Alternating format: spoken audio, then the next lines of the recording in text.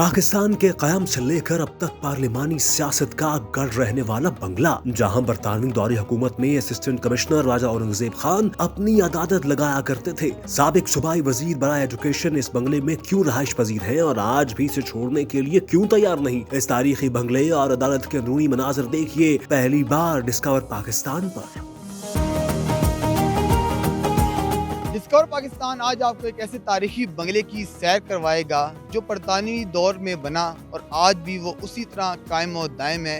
ये बंगला कितनी मंजिल पर मुश्तमिल है, कितने रकबे पर मुश्तमिल है और कितने रूम्स इसके अंदर हैं और इसकी तारीखी हैसियत क्या है, ये हम आपको सारा बताएंगे। यहाँ पर जो रहाइश पजीर हैं उनसे भी हम मुलाकात करेंगे और हम उनसे इसकी हिस्ट्री के बारे में भी पूछेंगे कि इस बंगले की क्या तारीख है।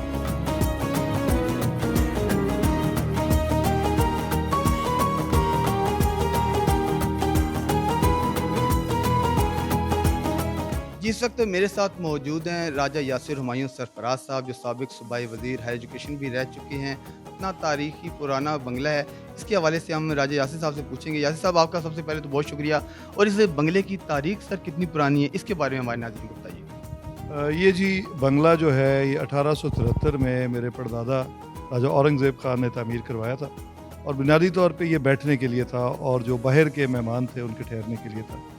और ये जो कॉलोनियल आर्किटेक्चर है, इससे बिल्कुल सामने दो महल थे पुराने, जो अब अगर होते तो 200-250 साल पुराने थे, क्योंकि ये जो जगह है जहाँ पे ये तामीर किया गया चकवाल शहर के, जो कदीमी चकवाल शहर है उसके बिल्कुल बाहर आउटलेस पे ये कोट तोराबाज खान, मेरे परदादा के परदादा 1760 में यहाँ पे उन्होंने पहले तामीरात कराई और शहर से निकल। उसके बाद फिर उनके पुराने जो घर थे वो थे। और ये अंग्रेज़ दौर में मेरे परदादा जब रिटायर होके आए सिविल सर्विस से, तो उन्होंने तामीर करवाया और यहाँ पे वो ऑनरेडी मजिस्ट्रेट मुकर्रर हुए, तो उन्होंने यहाँ पे अदालत लगानी शुरू की इनिशियली।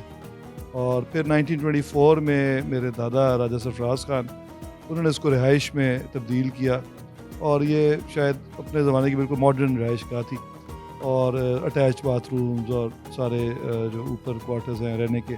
और फिर उसमें इवेंचुअली बिजली भी 1940 में जो है वो यहाँ पे लग गई थी। सर, आप इसकी जो फ़न तामीर है इसके बारे में बताइएगा। ये बेसिकली तो कॉलोनियल आर्किटेक्चर है जी, लेकिन उसमें थोड़ा ब्लेंड है जो ट्रेडिशनल राजपूताना का आर्किटेक्चर था उसका भी, और जो आर्चेज़ हैं वो तो मुसलमानों वाली ही हैं जो यहाँ पे स्पेशल ईस्टर्न आर्किटेक्चर में होती हैं।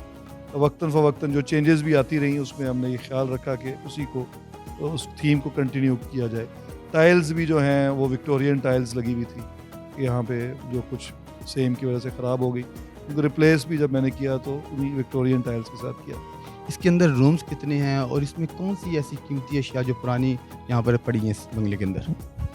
तकरीबन 12 बेडरूम्स हैं जी, लेकिन टोटल 52 रूम्स हैं और उसमें मुख्तलिफ़ कामों के लिए ज़ाहिर है सिटिंग एरियाज़ हैं, ड्राइंग रूम, डाइनिंग रूम हैं, लाउंजेस हैं और किचन्स हैं, तो वो तमाम मिला के तकरीबन 52 रूम्स हैं।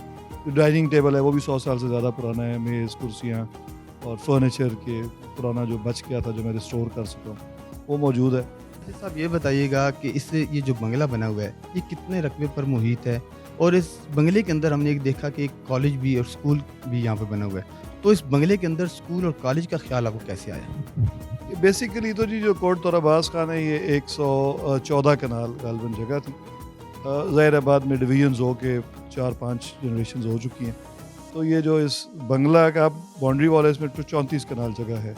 उसी 34 कनाल में मैंने फिर एक जो साइड थी वहाँ पे स्कूल तामीर करवा दिया, क्योंकि बेसिकली वेस्ट ही हो रही थी। हम लोग तो सब फैमिली मूव कर चुके थे चकवाल से। तो मैं 99 में जब अमेरिका से वापस आया तो इसी आर्किटेक्चर को मद्देनज़र रखते हुए, वो भी कॉलोनियल आर्किटेक्चर की ही बिल्डिंग है, ऑलरेडी मौजूद थी, उसका फसाड चेंज किया थोड़ा या अपलिफ्ट किया और ऑलरेडी ब्लेंड इन कर रहा था इस बंगले के साथ। तो वो स्कूल जो है वो बिल्कुल एडजेसेंट है, इसी 34 कनाल में स्कूल भी मौजूद है और ये बंगला भी वहीं पे है।